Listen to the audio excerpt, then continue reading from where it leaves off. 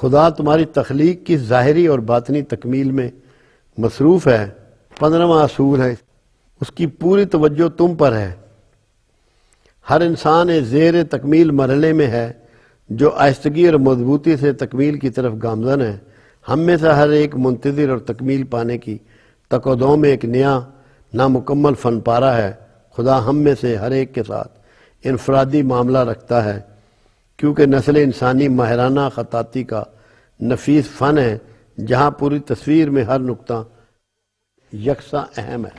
اب آپ دیکھیں آپ کی کتنی قدر و منزلت ہے اللہ کے گھر، کہ آپ میں سے ہر آدمی سے اللہ کا انڈیویجول تعلق موجود ہے۔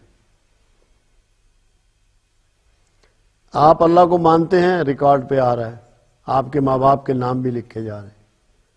آپ درود شریف پڑھتے ہیں، ریکارڈ پہ آ رہا ہے، آپ کے والدین کے نام بھی لکھے جا رہے ہیں۔ آپ صدقہ و خیرات کرتے ہیں، ریکارڈ میں آ رہا ہے کہ فلاں شخص نے یہ راہ میں دیا۔ آپ نماز پڑھتے ہیں، ریکارڈ میں آ رہا ہے۔ ماں باپ کی خدمت کرتے ہیں، ریکارڈ میں آ رہا ہے۔ کسی کمزور کی عزت کرتے ہیں، ریکارڈ میں آ رہا ہے۔ ہر انڈیویجول سے پروردگار کا تعلق ہے۔ کتنا خوش نصیب ہے انسان کہ جب خالق کا اس سے تعلق ہے۔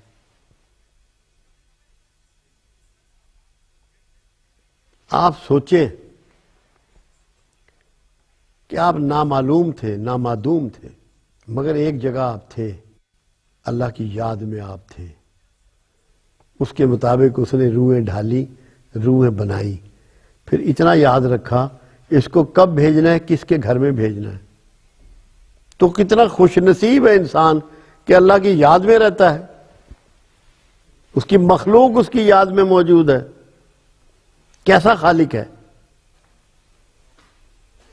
اور پھر آپ کی تکمیل میں لگا ہوا ہے، آپ کے جسم کی، آپ کے افکار کی، آپ کے کردار کی، آپ کے حالات کی، ہر روز تبدیل ہوتے ہیں۔ بکری کا بچہ یا ہرن کا بچہ جیسے پیدا ہوتا ہے دوڑنا شروع کر دیتا ہے، انسان کا بچہ ایسا نہیں کرتا۔ اللہ نے کیونکہ معاشرے کو تشکیل دینا مقصود تھا، اس کو ڈیپینڈنٹ بنایا۔ وہ کروٹ بھی نہیں لے سکتا، رفع حاجت بھی نہیں کر سکتا، وہ بھی ماں ہی کرائے گی، کیونکہ اس کی تکمیل اللہ کو بتدریج کرنی ہے، آہستہ آہستہ سکھانا ہے، آگے بڑھانا ہے۔ اور پھر کائنات میں اللہ انسانیت کی تکمیل بھی کرتا چلا گیا۔ جو قوانین پہلے انبیاء کو دیے گئے وہ آہستہ آہستہ تبدیل ہوتے چلے گئے، اور رسول اللہ صلی اللہ علیہ وسلم کے زمانے میں آ کے وہ سارا علم میچور ہو گیا۔ اتنا میچور ہو گیا کہ پروردگار نے یہ ڈیسیژن کیا کہ اب کسی پیغمبر کی اور ضرورت نہیں ہے۔ لوگ اتنے سمجھدار ہو گئے ہیں، اتنے بالغ ہو گئے ہیں، میں نے ان کے دماغ کو، دل کو، ان کی سماعت کو اور بصارت کو اتنا میچور کر دیا ہے کہ یہ اب بہتر فیصلے قرآن کی روشنی میں، رسول اللہ کی ٹیچنگ کی روشنی میں کر سکیں گے۔ تکمیل کرتا چلا جا رہا ہے پروردگار عالم۔ اور سچ یہ ہے جب تک سورج نکل رہا ہے نئی کرنیں روز پھوٹتی ہیں، نئے علم کے ساتھ پھوٹتی ہیں، اور انسان اس علم سے، اس کے سہارے، وہ ایک ٹارچ جو جل رہی ہے، آگے بڑھتا چلا جاتا ہے اور بڑھتا چلا جا رہا ہے۔ ابھی اس کی تکمیل مکمل نہیں ہوئی۔ تکمیل تب مکمل ہوگی جب روز قیامہ آ جائے گا، اب سارے علوم میچور ہو جائیں گے، انسان پوری طرح بالغ ہو جائے گا، اور ایسا ہوگا اس زمانے کا آدمی اتنا باغی ہوگا کہ ہر کوئی کہے گا کہ میں ہی خدا ہوں، میں جو چاہوں کر سکتا ہوں۔ اس طرف انسان بڑھ رہا ہے، اس کا علم و آگاہی اتنی پھیل رہی ہے، اتنی بڑھ رہی ہے کہ اس کا سفر اس سمت میں جاری ہے، مگر اللہ تکمیل کیے جا رہا ہے، اور اللہ کا کام جاری و ساری ہے۔ یہ کائنات ابھی ناتمام ہے شاید، یہ کائنات ابھی ناتمام ہے شاید کہ آ رہی ہے صدا کن فیکون کن فیکون۔ علامہ نے اس کو اس ریفرنس سے بیان کر دیا۔ تکمیل پوری تب ہوگی جب وہ چیزیں جو انبیاء کے ذریعے قرآن میں آ چکی ہیں، جیسے سلیمان علیہ السلام کے دربار میں ایک سیکنڈ بھر میں تخت بلقیس کا لایا جانا، حدود کا گفتگو کرنا، چیونٹیوں کی گفتگو کا سلیمان علیہ السلام کا سننا، ہواؤں کا داؤد علیہ السلام کے ساتھ شامل ہو کر ذکر کرنا، ہواؤں کو ان کے قابو میں دینا، یہ سارے کام حضرت انسان جب کر لے گا اور قرآن کی ہر چیز پریکٹس میں آ جائے گی، تب انسانیت کا سفر مکمل ہوگا۔ اس سے پہلے ابھی سفر جاری ہے، ہماری تعمیر جاری ہے، اس میں تبدیلیاں جاری ہیں، ہمارے سراؤنڈنگ کی چیزیں بدل رہی ہیں، مستقبل کی چیزیں بدل رہی ہیں، مستقبل کو ہم بہت دور تک دیکھنا شروع کر دیا ہے، اپنے حالات کو ہم نے تبدیل کر لیا ہے۔ ابھی انسان بہت آگے بڑھے گا، یہ اس کی نشاندہی شمس تبریز فرما رہے ہیں کہ یہ تبدیلیاں جو ہیں یہ جاری رہیں گی، تم نے ان سے گھبرانا نہیں ہے، پریشان نہیں ہونا۔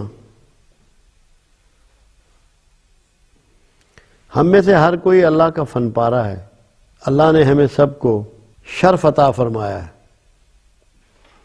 اگر یہ شرف ہمیں عطا نہ ہوتا تو ہم فن پارہ نہیں ہو سکتے تھے، اور ہمیں بہترین شکل میں پیدا فرمایا ہے، بہترین قوتوں کے ساتھ، بہترین تخلیقی طاقتوں کے ساتھ، بہترین گیان کے ساتھ، بہترین حکمتوں کے ساتھ۔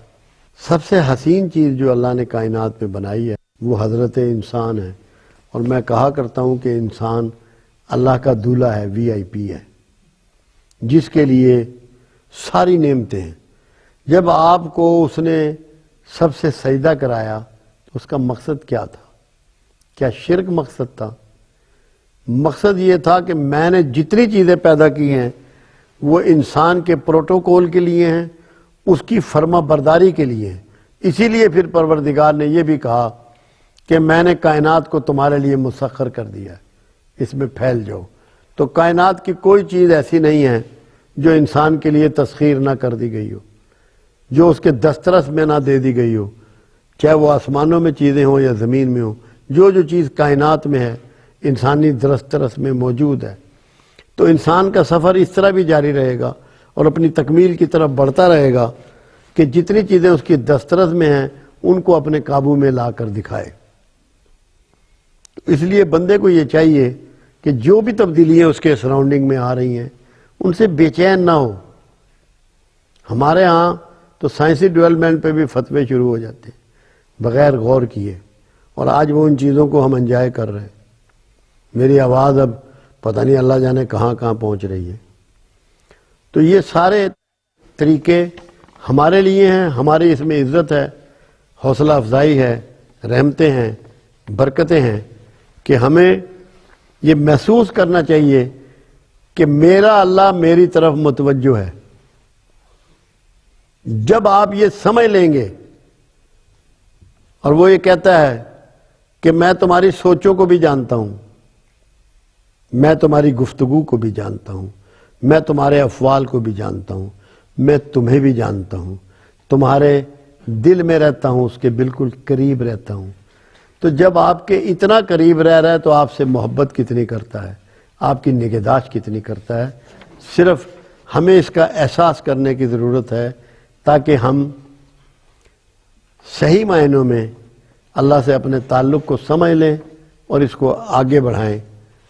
انشاءاللہ کوشش کرتے ہیں جو اس سلسلے میں سوالات آئیں گے وہ بھی آپ کو اس کے جواب دیے جائیں گے۔ 2 سوال میرے پاس پہلے ہی آ چکے ہیں۔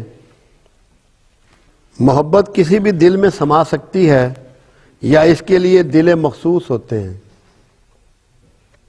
محبت درد والے دل میں سماتی ہے، جن کے دل میں درد ہوتا ہے۔ رسول اللہ صلی اللہ علیہ وسلم کے بیٹے کی جب رحلت ہوئی اور آپ ان کو دفنا رہے تھے تو آپ کی آنسوں سے آنسو ٹپکے کہ یا رسول اللہ صلی اللہ علیہ وسلم آپ بھی روتے ہیں؟ فرمایا کیا میرے سینے میں دل نہیں ہے؟ وہاں کوئی پتھر نہیں؟ جن دلوں میں درد نہیں ہوتا. ایک شخص تھا، اس کے 10 بچے تھے، تو وہ ملا ایک دن رسول اللہ صلی اللہ علیہ وسلم کو. اس نے دیکھا کہ آپ حسن و حسین کو پیار کر رہے تھے، کندھوں پہ بٹھا رکھا تھا. یا رسول اللہ میرے 10 بچے ہیں، میں نے تو کبھی انہیں پیار نہیں کیا. فرمایا تیرے سینے میں دل نہیں ہے، اگر اس میں محبت بھرا دل ہو تو کیوں نہ تو بچوں کو پیار کرے گا. تو یہ دل مخصوص بھی ہوتے ہیں، وہ دل جو اللہ کی یاد سے پسیج جاتے ہیں، جن میں رقت طاری ہوتی ہے، جن کی آنکھیں بہہ نکلتی ہیں، جن کو دوسرے کی تکلیف اپنے اندر خود کو محسوس ہوتی ہے. وہ نصیب والے دل ہوتے ہیں. اور ایسے دل بھی ہوتے ہیں جیسے کہ ہلاکو کا ایک واقعہ، اس سے پوچھا گیا کہ تجھے کبھی رحم بھی آیا؟ اس نے کہا ایک بار آیا تھا. اس نے کہا کیا ہوا؟ کہ ایک عورت کا بچہ ایک کنویں میں گر گیا تھا، مجھے کہنے لگی یہ مجھے نکال دو، تو میں نے نیزے کی انی سے اس کو باہر نکال دیا. یہ اس کا رحم تھا، یہ اس کا درد تھا. تو ایسے دل بھی ہوتے ہیں. اللہ کرے کہ ہمارا دل ان میں سے نہ ہو، ہم میں محبت ہو، انسانیت ہو، شرافت ہو، ہمدردی ہو. اور جن میں درد دل نہیں ہے وہ انسان نہیں ہے. دیکھیں آپ جتنے جانور ہیں دنیا میں سب اپنے لیے جیتے ہیں، ان میں دوسرے کا احساس نہیں ہوتا، اور اسی لیے جانور کہلاتے ہیں. جب ہم دوسروں کے لیے سوچنا شروع کرتے ہیں، دوسروں کے لیے جینا شروع کرتے ہیں، دوسروں کے لیے ڈیلیوری شروع کرتے ہیں، تو یہ درد دل کی بات ہوتی ہے. اسی لمحے ہم جانور سے انسان میں بدل جاتے ہیں. تو جو چیز ہمیں انسان بناتی ہے وہ محبت ہے، اور انسانوں کے دل میں محبت پیدا ہوتی ہے. اس کے لیے کوئی الگ سے اللہ نے دل بنائے نہیں ہوتے.